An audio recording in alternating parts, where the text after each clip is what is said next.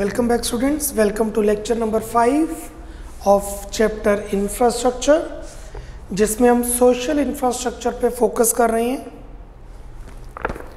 Page number 128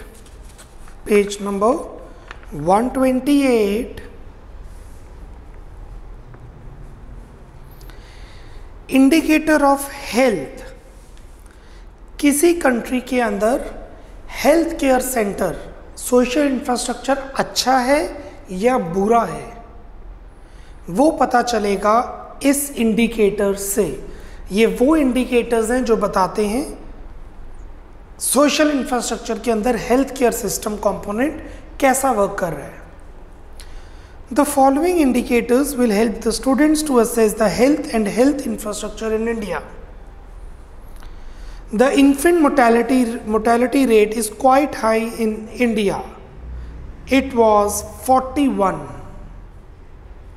What is infant mortality rate? जो बच्चे 1 साल के अंदर अंदर मर जाते हैं due to some problem. It is very high as compared to the global average. Underline कीजिए infant mortality rate. Definition लिखिए. Write down the definition here. Infant mortality rate, it refers to the number of death of infants. It is the number of death of infants under the age 1 per 1000 births per 1000 births in a country. Per 1000 births in a country. 1000 बच्चे पैदा होने पर कितने बच्चों की death 1 साल के अंदर हो रही है वो होती है इन्फेंट मोर्टेलिटी रेट. इससे हम जज कर सकते हैं किसी भी कंट्री का health infrastructure. Second, under 5 mortality rate is also 53. 5 साल के अंदर अंदर किसी बच्चे की डेथ हो जाए तो it's not 1 to 5, it's under 5. So that means it is 53. That means 1 साल के अंदर अंदर 41 बच्चों की डेथ हो रही है और 1 से 5 साल के अंदर 12 बच्चों की डेथ हो रही है. और ये कौन से 12 बच्चे होते हैं? जिसकी मदर फीड प्रॉपर नहीं मिलती है जिनको, और यू में से कंसिडर मदर माल न्यूट्रिशेटेड होती है, अनीमिया की प्रॉब्लम होती है, या फिर उन्हें प्रॉपर प्रिवेंटिव मेडिसिन्स इंजेक्शंस नहीं लगे होते. Only 60% of the birth in India are monitored by a skill attendants. 33% बच्चे अनअटेंडेंट होते हैं. जैसे पहले होते थे घरों में ही बच्चे पैदा हो जाते हैं. They not going to any hospital. So 67%. ये कैसे डेटा पता लगता है? जैसे कि 100 बर्थ सर्टिफिकेट बने, उसमें से 67 बर्थ सर्टिफिकेट हॉस्पिटल्स के वाया बने, तो बाकी 33%, 67% हॉस्पिटल के वाया बने हैं. सो 33% बर्थ सर्टिफिकेट तो बने हैं, आधार कार्ड बने हैं, बट किसी हॉस्पिटल से नहीं बने. That means they were unmonitored. Only 72% of population is fully immunized. जो हमें इंजेक्शंस लगते हैं 72% पॉपुलेशन इम्यूनिटाइज्ड है, बाकी सबको इंजेक्शंस लगे ही नहीं बच्चों को पूरे. Government spends only 4% of GDP on health. It is 4.5% of total government spending. Please underline, this is very important. लिखा बहुत छोटा है क्योंकि गवर्नमेंट की सिचुएशन को ये शो कर रहा है. गवर्नमेंट सिर्फ हेल्थ केयर पर 4% खर्च कर रहा है. I strongly recommend you just check Singapore जैसी कंट्री हेल्थ केयर पर कितना खर्च करती है. And the country like India is spending only 4% of the GDP और 4.5% of the total expenditure of government on health care system, and which is still very, बहुत पीछे है हमारा health care system still. This is the failure of the government. I'm not saying Modi or Congress. I'm just saying the government. Out of pocket expenditure as a percentage of private expenditure is quite high, which is 86%. बहुत ज़्यादा खर्चा health पर किया जाता है. Medicines, hospitals, insurance, India bears a frightening means डराने वाला stats, 20% of global burden of diseases. More than half of global burden of diseases accounted for communicable diseases such as diarrhea, malaria and TB. India के अंदर ऐसे deadly diseases बहुत हैं और globally जो death होती है इंडिया में एवरेज बेसिस पे ज़्यादा है. Every year around 5 lakh children die of waterborne diseases. 5 lakh बच्चे तो पानी की वजह से मर जाते हैं. या तो पानी नहीं मिलता पीने वाला प्रॉपर, अगर मिलता है तो कोई और डिजीज हो जाता है उनसे. Malnutrition and inadequate supply of vaccines led to the death of 2.2 million children every year. AIDS is also a major threat. Less than 20% of population utilize public health facilities. This is because only 38% of public health centers have the required number of doctors and only 30% have adequate stock of medicines. सिर्फ 20% ही public hospitals को use करती है approx. Y? आपको बताया चाहे rate कम है but staff ही नहीं है, स्किल ही नहीं है, मेडिसिन का स्टॉक ही नहीं है और कई जगहों पे तो एक्सरे तक की सिचुएशन अवेलेबल नहीं है. एक्सरे की इक्विपमेंट्स अवेलेबल नहीं है और एक्सरे है तो टेक्नीशियन नहीं है. The above statistics paint a grim picture means frightening, threatful of the state of the health and the health infrastructure in the country. The government should increase its health expenditure to improve the situation. So what are the indicators of health? Infant mortality rate, immunization, government expenditure, global burden of diseases, waterborne diseases, and public healthcare system. So indicator of health, यहाँ पे points लिखिए. मैं main point दे रहा हूँ आपको. किसी भी country का हेल्थ सिस्टम चेक करना हो तो ये चीज़ों पर ध्यान दिया जाता है. Write down. WHO इसी पे फोकस करता है. लिखिए indicators of health. 1, infant mortality rate. 1, infant mortality rate. 2, mortality rate. 2, mortality rate.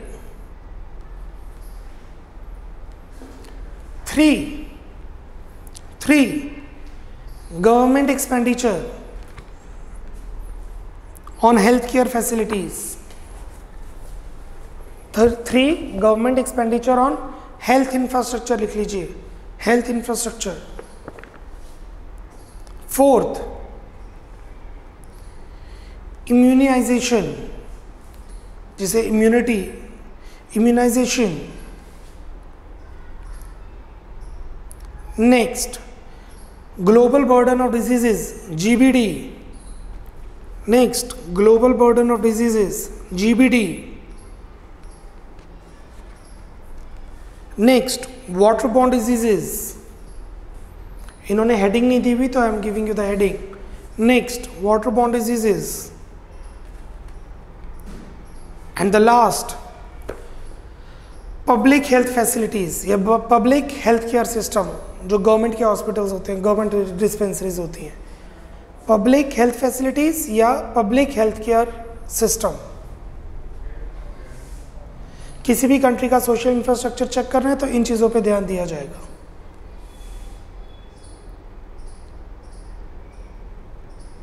Cool.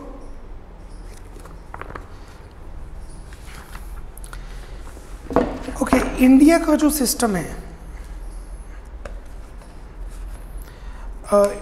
majority of you uses the allopathic medicine. When I say majority of you, my family included. Ayurvedic allopathic एक western concept है. Allopathic medicine India की, अब मैं जो पढ़ाने जा रहा हूँ वो केस स्टडी है. I am letting you know the new case study. NCERT में इसका 6 मार्क का क्वेश्चन है तो हम उसके बाद क्वेश्चन की तरफ मूव करेंगे. इंडिया के अंदर जो हम आयुर्वेदिक एलोपैथिक मेडिसिन यूज़ करते हैं, this is a western concept. India के ट्रेडिशन में, इंडिया के कस्टम में ये मेडिसिन नहीं है। इंडिया में जो मेडिसिन हैं वो हैं आयुष।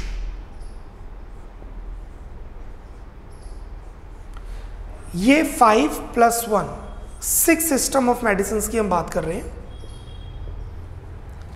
इंडिया की जो मेडिकल साइंसेज हैं, चलिए आजकल तो मॉडर्न साइंस है, अभी भी जो कॉलेजेस हैं वो मॉडर्न इक्विपमेंट्स यूज़ कर रही हैं, बट इंडिया का जो मेडिकल सिस्टम है वो इक्विपमेंट्स को ख़राब नहीं कहता है, इक्विपमेंट्स आर कूल।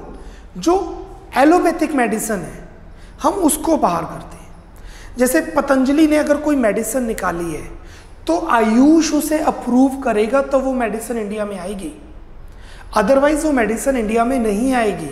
आयुष को रिकमेंड करनी पड़ेगी कोई मेडिसिन एलोपैथिक छोड़ के।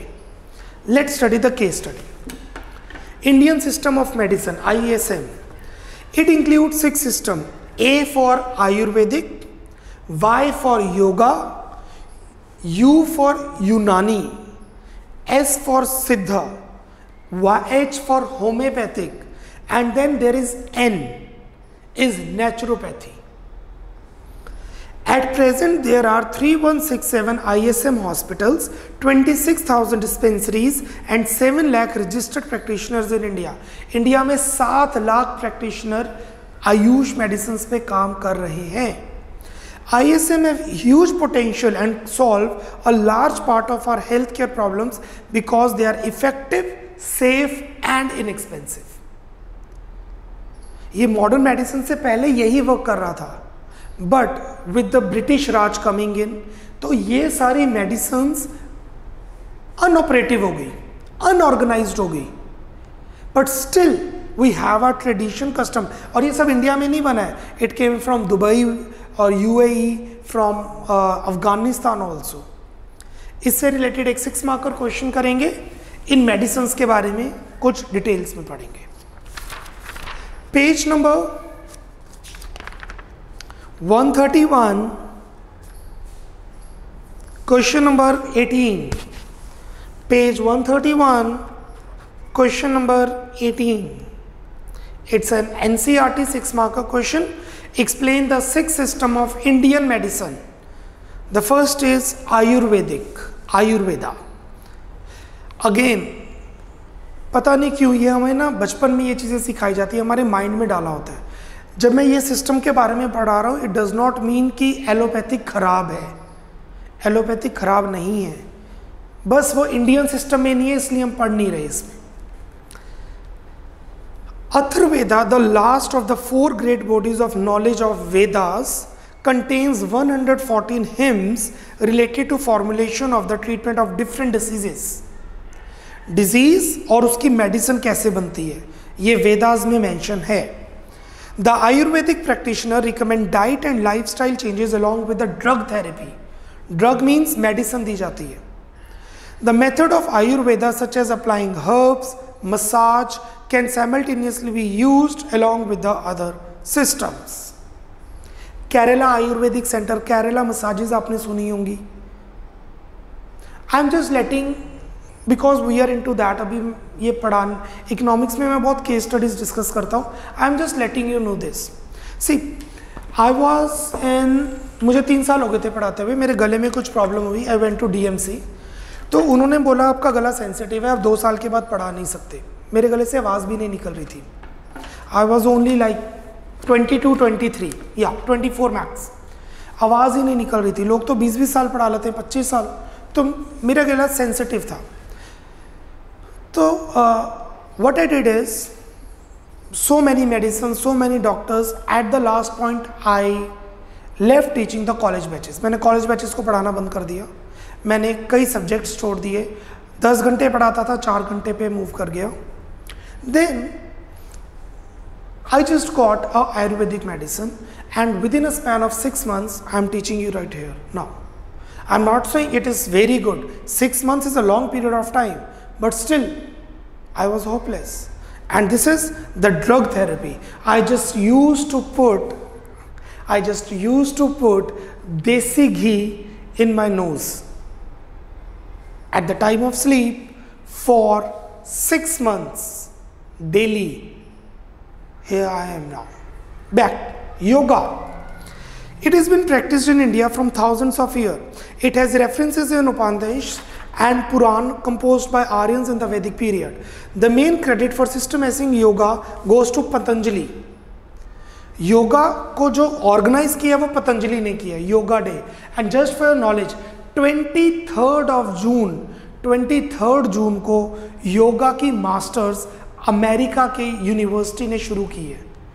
फ्रॉम 23 जून योगा की bachelors and master degrees America में रिकॉग्नाइज्ड यूनिवर्सिटी ने प्रोवाइड करनी शुरू की है. And this the credit goes to Patanjali, who wrote Yoga Sutra, which is the most important and the basic text on yoga. Yoga is defined as an art of righteous living or an integrated system for the benefit of body, mind and inner spirit. Third, Unani. This is a Greek medicine and is a form of traditional medicine from South Asia. Unani medicine is based on the concept of 4 humors: phlegm, blood, yellow bile and black bile. Unani medicine first arrived in India from Delhi Sultanate and Muslim rule over North India and subsequently flourished during the Mughal Empire. So this medicine comes from the Mughal Empire. Afghanistan में अभी भी यूनानी system बहुत ज़्यादा affiliated है. सिद्ध. It comes up from the word siddhi, which means the object to attain the perfection or heaven. Siddhi is attained through meditation, which cures mental illness and promotes mental, emotional and physical well-being. Please underline meditation. अब देख सकते हैं ये सारी चीज़ें India में flourish कर रही हैं. आर्ट ऑफ लिविंग, मेडिटेशन को हम श्री जी को ऑप्शन देंगे. उन्होंने मेडिटेशन को एक आर्ट में शो कन्वर्ट किया. And yes, it is going very good. Naturopathy. It heals with the power of nature, as it is assumed that all healing powers are within our body. It uses the inbuilt immune system of the human body for curing. Naturopathy regards that we fall ill only when we go against nature. ये आयुष के under अब new आ रही है.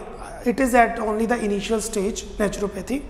जैसे कि हम कहते हैं कि मेरा सिर पेन हो रहा है, मेरा सिर दर्द हो रहा है, तो सिर को जो एलिमेंट्स चाहिए वो हमारी बॉडी में नहीं है. सो वी शुड ईट काजू बादाम for 1 week 10 days and hence our problem will be sorted. This is naturopathy. We fall ill only when we go against nature. An ailing body can purify and recover itself with throughout rest and fasting or having natural diet which helps in healing. आप 10 दिन सिर्फ पानी में रहिए, आप 5 दिन कुछ भी मत खाइए, तो आपकी बॉडी अपने आप ही हील होनी शुरू हो जाएगी. Naturopathy and homeopathy, this is something you all know. Homeopathy सबको पता है. It consist of 2 words, homeo which means similar and pathos means suffering. In this system, a drug and a disease that produces similar symptoms are believed to be having the neutralizing effect on each other. Thus, the homeopathic treatment is based on symptoms the body is showing and medication is given accordingly. It is popular among the people due to remarkable healing capacity. Homeopathic thoda slow hai, but it shows the remarkable growth. Like, homeopathy क्या कहती है, अगर आपकी body में कोई problem है तो problem नहीं, प्रॉब्लम्स हैं. 2 प्रॉब्लम्स हैं या 4 प्रॉब्लम्स हैं या 6 प्रॉब्लम्स हैं, और एक प्रॉब्लम दूसरी प्रॉब्लम की वजह से है, पेयरिंग में है, तो आप एक को ठीक करेंगे, दूसरा अपने आप हील करेगा. It is popular among because of healing capacity. Also the remedies are free from underline side effects. Homeopathic के साइड इफेक्ट्स नहीं है अगर प्रॉपर मेडिकेशन ली जाए तो. This is the 6th system of Indian medicine. So हमारा topic चल रहा था indicators of health care system, जिसके अंदर एक केस स्टडी आई थी इंडिया के 6 मेडिकल सिस्टम क्या हैं, और वो केस स्टडी एनसीईआरटी का 6 मार्कर क्वेश्चन है जो मैंने अभी आपको करवाया है. Moving on, page 128. Page 128, problems related to health infrastructure in India. India में क्या प्रॉब्लम्स हैं हेल्थ इंफ्रास्ट्रक्चर में।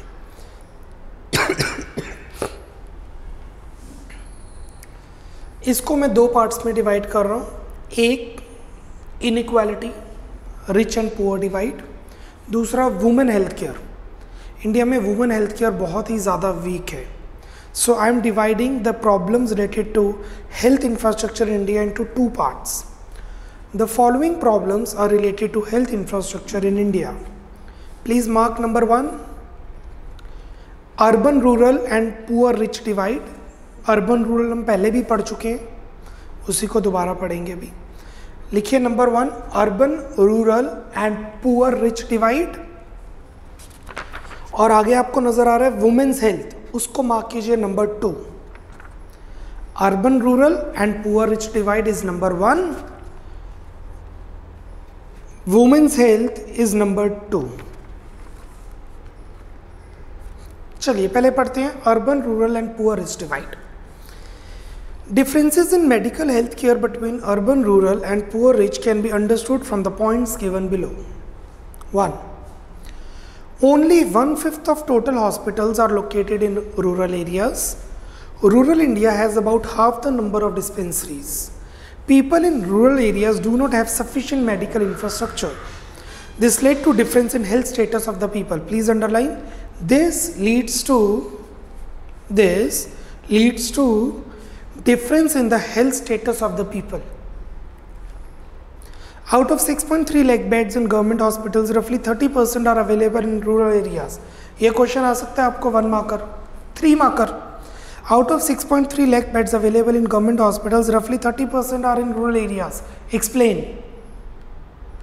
तो इससे हमें ये पता चलेगा कि जो मेडिकल फैसिलिटीज़ अर्बन एरियाज़ में है वो काफ़ी अच्छी हैं as compare to the rural areas, और रूरल एरियाज़ के अंदर जो मेडिकल फैसिलिटीज़ अवेलेबल हैं वो इनसफिशेंट है। 2. There are only 0.36 hospitals for every 1 lakh people in rural areas, while urban have 3.6 hospitals for the same number of people. 1 lakh population है तो 3.5 hospital है। दैट मीन्स अगर 2 लाख पॉपुलेशन है या 3 लाख पॉपुलेशन है, अगर 3 लाख पॉपुलेशन है तो 10 हॉस्पिटल अवेलेबल है, बट उसी हिसाब से अगर 3 लाख पॉपुलेशन है तो रूरल एरिया में सिर्फ 1 हॉस्पिटल अवेलेबल है। The primary healthcare centers located in rural areas do not offer even the X-rays or blood testing facilities, which for a city dweller constitute the basic healthcare. City के अंदर तो आप phone कीजिए, घर पे आके आपकी ब्लड टेस्टिंग हो जाती है। For rural areas it is difficult task. Even though 330 recognized medical colleges produced 44,000 medical graduates every year, हर साल 44,000 डॉक्टर्स इंडिया में बनते हैं, every year 44,000. Still there is a shortage of doctors in rural areas. फिर भी rural areas में doctors नहीं है, because they want profits. Rural areas do not give the profits. 1/5 of these doctors migrate from one country to the other for better job opportunities. So 44,000 का 1/5, 20% तो India छोड़ के चले जाते हैं, बाकी इंडिया में काम करते हैं वो रूरल एरिया में नहीं, तो जिस वजह से शॉर्टेज रहती ही रहती है। The poorest 20% of Indians living in both urban and rural areas spend 12% of income on healthcare, which the rich spend only 2%. गरीब लोग 100 में से 12 रुपये खर्च करते हैं हेल्थ केयर फैसिलिटीज पे, और रिचर सेक्शन 100 में से सिर्फ 2 रुपये।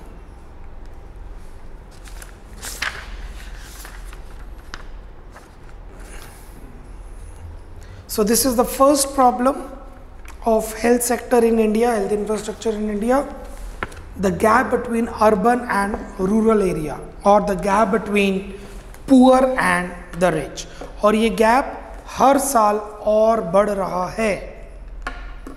Every year this gap is widening. Next, women health. We say a healthy woman means a healthy family. We say an educated girl or a woman means an educated family. पढ़ी लिखी लड़की मतलब family future generation पढ़ी लिखी होगी, and same with the health. और India में यही प्रॉब्लम है, जेंडर बायसनेस है for health care facilities also. Women constitute about half the total population in India. They suffer many disadvantages as compared to men in the areas of education, participation in economic activities, and please underline इस topic से related health care. पढ़ाया नहीं जाता, पढ़ाया जाता है तो काम नहीं किए करवाया जाता, और हेल्थ फैसिलिटीज़ में बेनिफिट उन्हें नहीं मिलता है। सबसे important underline health care. The child sex ratio has been deteriorated from 927 to 914. There is growing incidence of female feticide in the country. You know what is female feticide? A girl is murdered before the birth. अगर abortion करवाई जा रही है due to some medical condition तो उसे female foeticide नहीं कहा जाता। बट अगर मेडिकल कंडीशन के अलावा किसी भी रीजन की वजह से एबॉर्शन करवाया जाता है, that is known as female foeticide, and this is the major problem. Close to 3 lakh girls under the age of 15 are not only married but have already born children at least one. Do you understand this?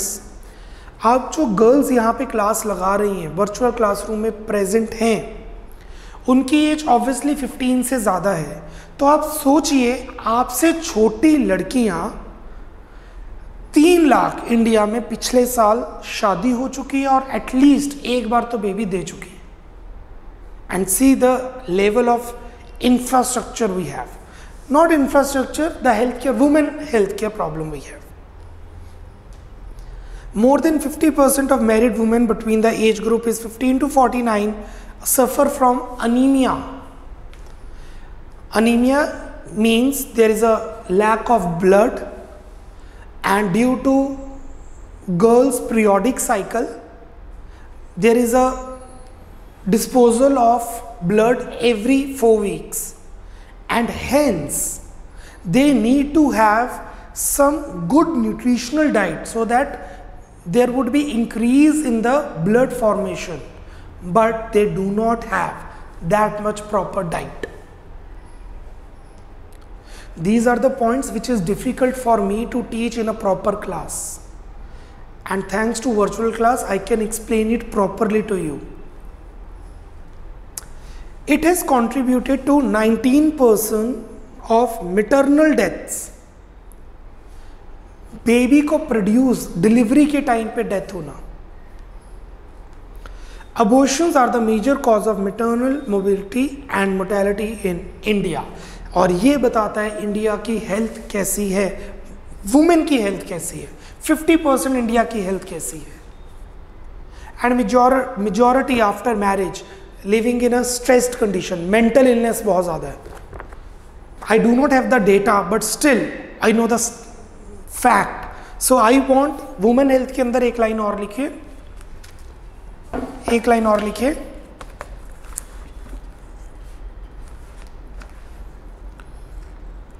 Due to family pressure, due to family pressure और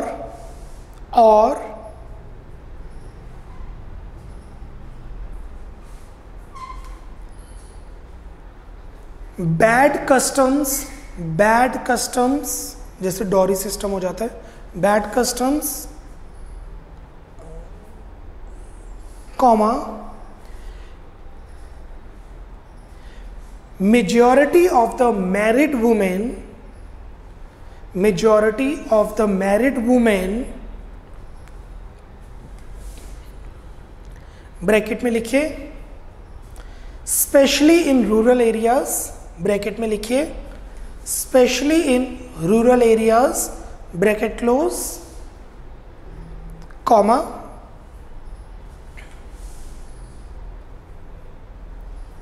live a stressful life, live a stressful life, and hence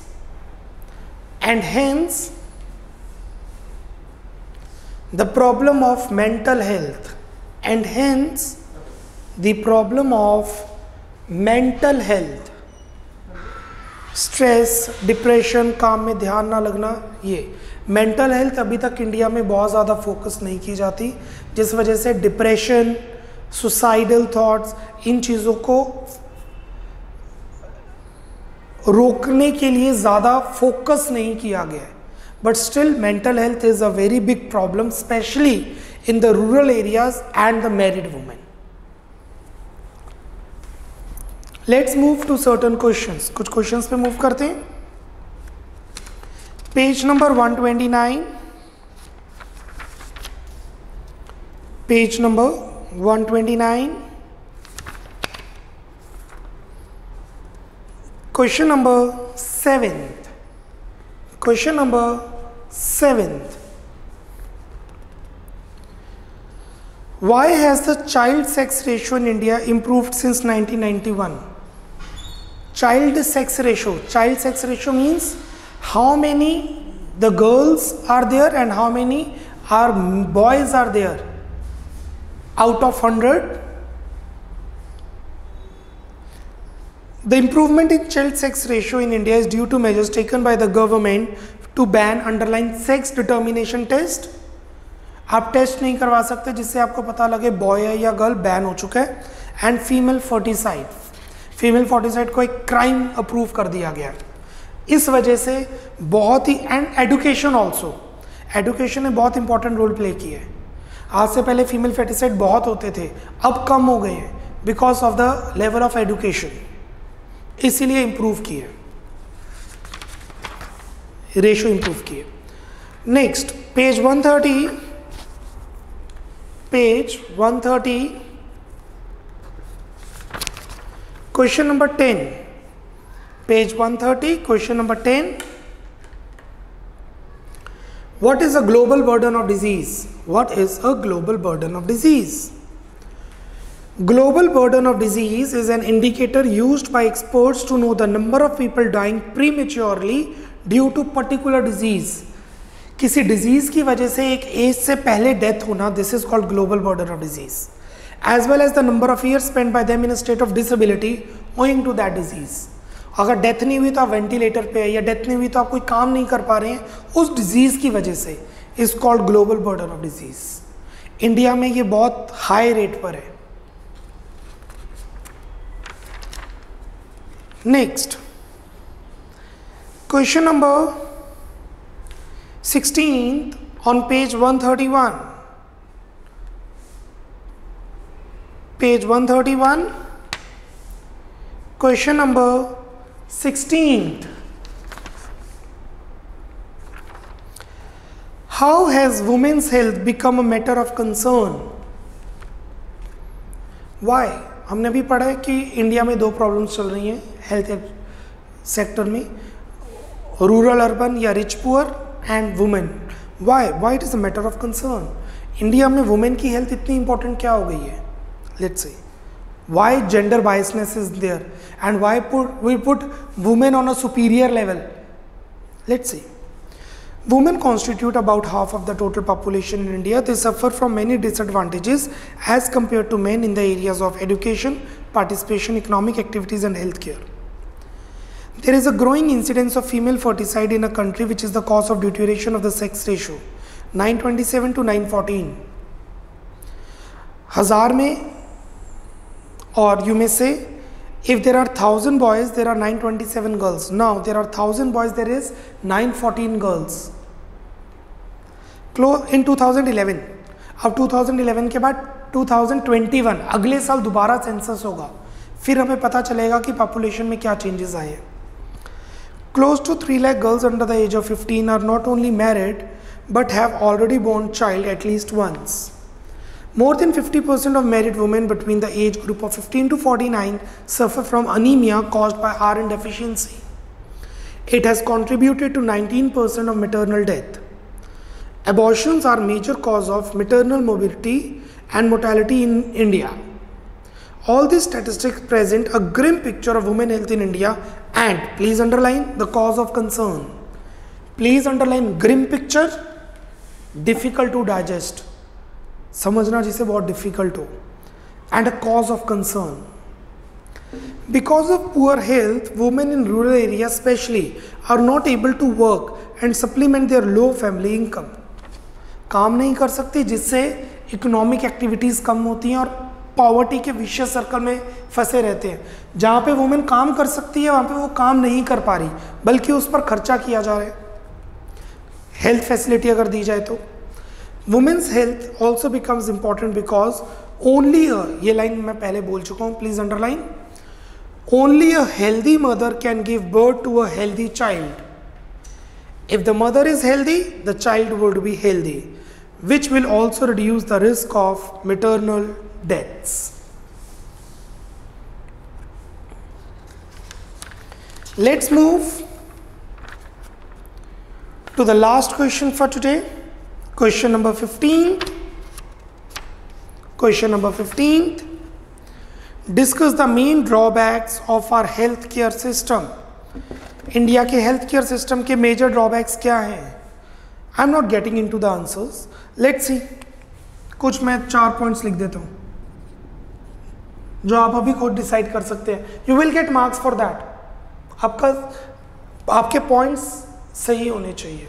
1.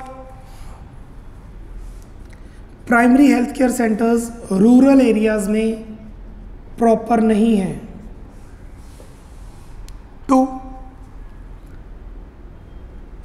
Medical facilities private sector की expensive है.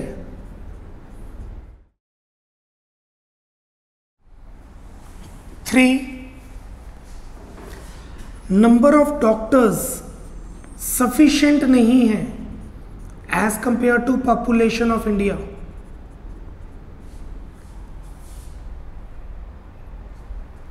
And 4. Public healthcare system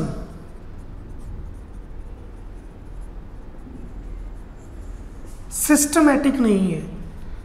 systematic नहीं है या फिर उनके resources पूरे नहीं हैं. These are the problems the Indian healthcare system is facing. एक बार गो थ्रू करते हैं ऑथर ने क्या लिखे. आप ये लिखेंगे आपको मार्क्स इसके भी मिलेंगे. You will get the marks for this also. Page 131 के question 15 पे discuss the main drawbacks of our healthcare system. The main drawbacks of our healthcare system are as follows. Number 1, expenditure on health sector is 4.2 of the total expenditure from budgets of all states.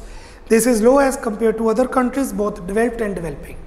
2, healthcare system in India is not well equipped to fight against AIDS, आगे लिखिए, and other deadly diseases like TB, tuberculosis. At present, less than 20% of population utilize the public health facilities. The problem, you know this. According to study, only 38% of primary healthcare centers have required number of doctors and only 30% of primary healthcare centers have sufficient stock of medicines. These two. The public healthcare center located in rural areas do not offer even X-ray or blood testing facilities. Rural areas. Villages have no access to any specialized medical care, pediatrics, gynecologists, anesthesia and obstetrics. ये जो secondary options हैं, secondary health care system में villages में वो तो है ही नहीं. एक और लिख लीजिए 7th, 15th का 7th लिखिए.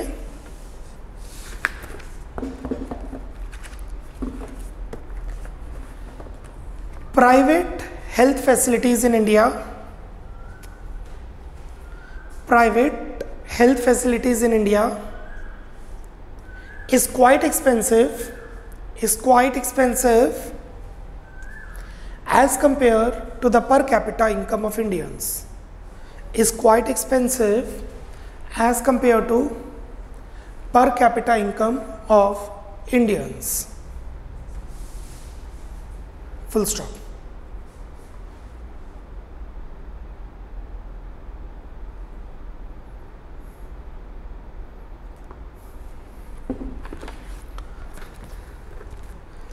We are left with measures to improve health sector. We'll be doing it tomorrow in lecture number 6. We'll wind up lecture number 6 tomorrow. In that lecture, we'll wind up our chapter infrastructure. Till then, bye-bye, take care. God bless.